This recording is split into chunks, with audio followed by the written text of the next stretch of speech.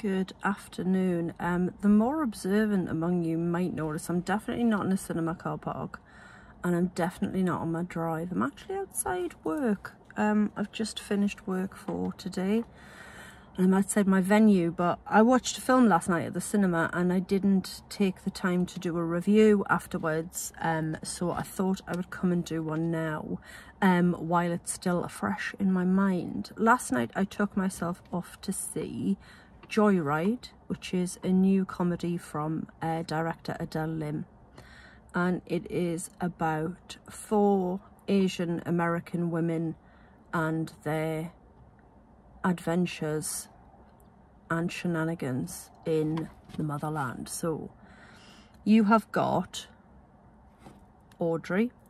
She is adopted, so she has white American parents, and when she's little, at the very biggest start of the film, they are in the park and her parents spot another Asian family with a little girl, and they ask if the little girl would like to play with their daughter, and they become friends from that moment on. So Audrey grows up to be a lawyer and Lolo does not. So they are best friends all the way through school. Lolo is a bit of a wild card. She's always got Audrey's back. And they have this really tight friendship, but they are very different. So when the film starts proper, Audrey is a lawyer at a firm which is heavily male dominated. Obviously she's had to work really hard to get where she is, but she is respected. And Lolo lives in a sort of adapted shed at the bottom of Audrey's garden. And when Audrey has to go to Beijing to close a deal for her law firm, which should earn her a promotion, Lolo is going with her as her translator. Audrey doesn't speak any Chinese really. While they're out there, they also plan to see Audrey's other best friend, Kat, who she knows from college, who's now an actress in a sort of Chinese historical soap opera type thing. And making up the quartet is Lolo's cousin, who is known to all as Deadeye. Deadeye is a little bit weird, very into BTS, quite socially awkward.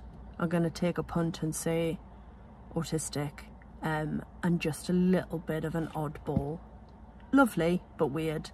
Audrey doesn't really want Deadeye to come on the trip, but Lolo convinces her that it'll all be fine. The trip goes sideways quite early on. There's a lot of friction between Audrey's 2 best friends, so her lifelong childhood best friend, which is Lolo, and then her college best friend, which is Kat, obviously. And then Deadeye somewhere in the mix.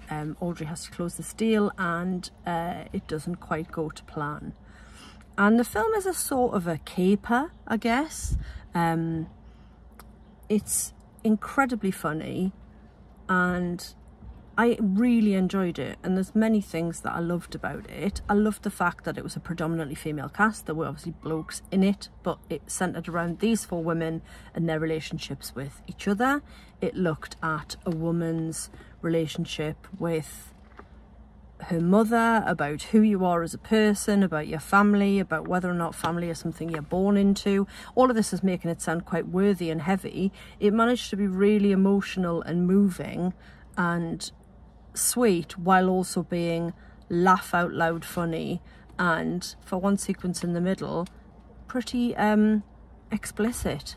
I was a little bit taken aback by the middle sequence when 3 of the 4 women are all at it in a hotel with different men. There's also a scene on the train where they get involved in trying to hide some drugs because they foolishly share a carriage with a white American woman who is very clearly a drug dealer. So from the trailer, I thought the whole thing was going to be about them getting busted for having these drugs, and actually it's not about that at all. It's not about any of the things I thought it was about, but by God, I really liked it.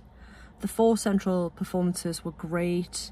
The one actress I recognised was Stephanie Hsu, who played Kat in this, the actress, but she was the daughter in Everything Everywhere All at Once. I knew she was familiar, I just couldn't place her.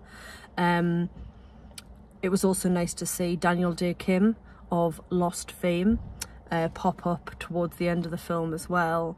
But it's really punchy.